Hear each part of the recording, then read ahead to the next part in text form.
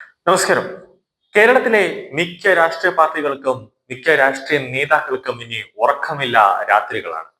അതായത് നരേന്ദ്രമോദിയും അജിത് ഡോവലും കൂടെ ചേർന്ന് ഒരു നിർണായകമായ ഒരു നീക്കമാണ് നടത്തുന്നത്. അതിന്റെ ആദ്യപടിയായി അതിനുള്ള ഒരു നിർദ്ദേശം ഇ ഡി അഥവാ എൻഫോഴ്സ്മെന്റ് ഡയറക്ടറേറ്റിന് നൽകിക്കഴിഞ്ഞു. ഇ ഡിക്ക് ആ ഒരു ഭാരിച്ച ഒരു ദൗത്യമാണ് നരേന്ദ്രമോദിയും അജിത് ഡോവലും നൽകിയിരിക്കുന്നത്. അജിത് ഡോവലിനെ നരേന്ദ്രമോദിയാണ് ഈ ഒരു മിഷന് വേണ്ടി ചുമതലപ്പെടുത്തിയിരിക്കുന്നത്.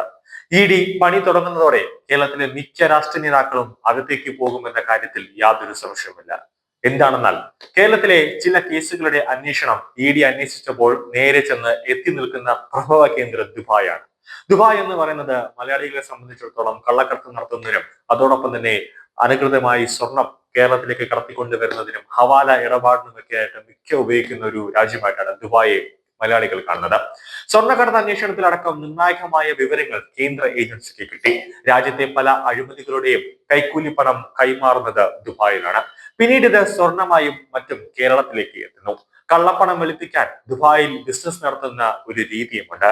ഈ സാഹചര്യം തിരിച്ചറിഞ്ഞുകൊണ്ടാണ് വിദേശ വിനിമയ വ്യവസ്ഥകൾ ലംഘിച്ച് ദുബായിൽ വസ്തു വാങ്ങിയവരെ പിടികൂടാൻ എൻഫോഴ്സ്മെന്റ് ഡയറക്ടറേറ്റ് ഒരു പദ്ധതി ഇപ്പോൾ തയ്യാറാക്കുന്നത്. കേരളത്തിലെ ഉന്നതരെയാണ് ഇതിലൂടെ പ്രധാനമായും ഇ ഡി ലക്ഷ്യമിടുന്നത്. രാഷ്ട്രീയക്കാർക്കും സിനിമാക്കാർക്കും അടക്കം ദുബായിൽ വൻ അനധികൃതമായ ഒരു നിക്ഷേപമുണ്ട് എന്ന് ഇ ഡി കണ്ടെത്തിയിട്ടുണ്ടായിരുന്നു. സമാനമായി മറ്റ് സംസ്ഥാനങ്ങളിലെ പ്രമുഖരും ദുബായിയെ കള്ളപ്പണം വെളുപ്പിക്കാനുള്ള ഒരു പ്രഭവ കേന്ദ്രമായാണ് അവർ കാണുന്നത്. യു എ സർക്കാരിന്റെ സഹായത്തോടെയാകും ദുബായിലെ ഇ ഡി അന്വേഷണം നടത്താൻ പോകുന്നത്. പ്രധാനമന്ത്രി നരേന്ദ്രമോദിയുടെ നിർദ്ദേശപ്രകാരമാണ് ഈ നീക്കം. അതിന്റെ ദൗത്യം മോദി ഏൽപ്പിച്ചിരിക്കുന്നത് അജിത് ഡോവലിനെയാണ്. അതുകൊണ്ടാണ് തന്നെയാണ് ദേശീയ സുരക്ഷാ ഉപദേഷ്ടാവ് അടുത്ത ദിവസം തന്നെ, അതായത് കഴിഞ്ഞ ദിവസം തന്നെ ഇ ഡിയിലെ മുതിർന്ന ഉദ്യോഗസ്ഥരുമായി ഒരു ചർച്ച നടത്തിയിരുന്നു. ദുബായിൽ കള്ളപ്പണം വെളുപ്പിക്കൽ ഇടപാടുകൾ നടത്തിയിട്ടുണ്ടോ എന്നാണ് പ്രധാനമായും അന്വേഷിക്കുക. ഫെമ ലംഘനത്തിനും നടപടി നേരിടേണ്ടി വന്നേക്കാം. ആദായ നികുതി വകുപ്പിൽ നിന്നും റിസർവ് ബാങ്കിൽ നിന്നും ലഭിച്ച വിവരങ്ങളുടെ അടിസ്ഥാനത്തിലാണ് ഇ ഡിയുടെ അന്വേഷണം ഇപ്പോൾ മുന്നോട്ട് പോകുന്നത്. റിയൽ എസ്റ്റേറ്റ് വിപണി ആകർഷകമായതിനെ തുടർന്ന് നിരവധി ഇന്ത്യൻ കുടുംബാംഗങ്ങൾ ദുബായിൽ വസ്തു വാങ്ങിക്കൂട്ടുന്നുണ്ട്. ഡെവലപ്പർമാരുടെയും അതുപോലെ തന്നെ ഓഫറുകളുടെ, അതായത് ഓരോ ഡെവലപ്പേഴ്സും ഓരോ ഓഫറുകളാണ് ഓരോ വ്യക്തിക്ക് നൽകിക്കൊണ്ടിരിക്കുന്നത്. ആ ഓഫർ കുറഞ്ഞ തോതിലുള്ള തിരിച്ചടവും ഒക്കെ വാഗ്ദാനം ചെയ്തതിനാൽ വൻതോതിൽ വസ്തു കച്ചവടവും തകൃതിയായി തന്നെ നടക്കുന്നുണ്ട്. ഈ സാഹചര്യത്തിൽ അറിഞ്ഞോ അറിയാതെയോ വിദേശ കറൻസി വിനിമയ വ്യവസ്ഥകൾ പലരും ലംഘിച്ചിട്ടുള്ളതായാണ് സൂചനകൾ ലഭിച്ചതിന്റെ അടിസ്ഥാനത്തിലാണ് കൂടുതൽ പരിശോധന എൻഫോഴ്സ്മെന്റ് നടത്തുന്നത്. കേരളത്തിലെ രാഷ്ട്രീയക്കാരിൽ മിക്ക രാഷ്ട്രീയ നേതാക്കളും അവരുടെ ബന്ധുക്കളുടെ പേരിലാണ് ദുബായിൽ വസ്തുക്കളൊക്കെ വാങ്ങിച്ചു വെച്ചിട്ടുള്ളത്.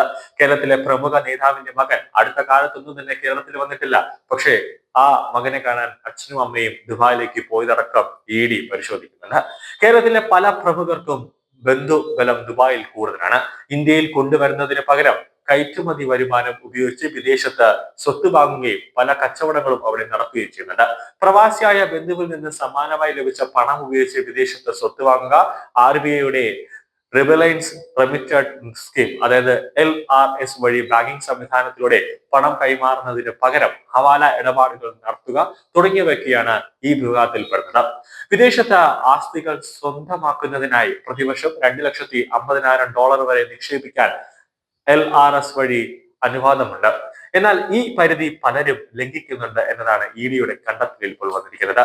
ഇന്ത്യയിലെ 4 ആളുകൾ, അതായത് ഇന്ത്യയിലെ ഓരോ പ്രശ്നങ്ങളും ഒഴിവാക്കാൻ വേണ്ടി മിക്ക രാഷ്ട്രീയക്കാരും ബന്ധുക്കളും വിദേശ പൗരന്മാരും ആ രീതിയിലാണ് ഉപയോഗിക്കുന്നത്. തൽക്കാലം ദുബായിൽ മാത്രമാകും ആദ്യ ഇടപെടൽ. പിന്നീട് മറ്റു രാജ്യങ്ങളിലേക്കും സമാനമായ സംഭവങ്ങൾ പരിശോധിക്കാനാണ് ഇ ഡി തയ്യാറാകുന്നത്.